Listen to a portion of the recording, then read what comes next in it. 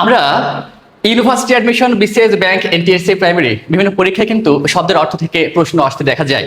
তো বিশেষ করে বেশ কিছু শব্দ আছে যে শব্দগুলো আমাদের কনফিউশন সৃষ্টি করে। সেই সকল শব্দ নিয়ে মূলত এক স্লাইডে এক ক্লাসে আমরা নিশ্চিত হয়ে যাব যে শব্দগুলো কি বা অর্থগুলো যথার্থ কিনা। আমরা দেখতেই পাচ্ছি যে এখানে 5টা শব্দ একদম অনুরূপ 5টা শব্দ, যেরকম মাতঙ্গ, বিহঙ্গ, কুরঙ্গ, ভুজঙ্গ, তুরঙ্গ, সব অঙ্গ অঙ্গযুক্ত।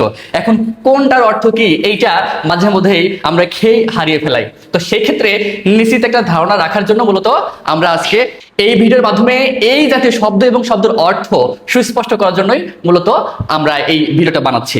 দেখি আমাদের প্রথম শব্দ মাতঙ্গ। মাতঙ্গ শব্দের অর্থ হাতি। মাতঙ্গ শব্দের অর্থ কি? হাতি।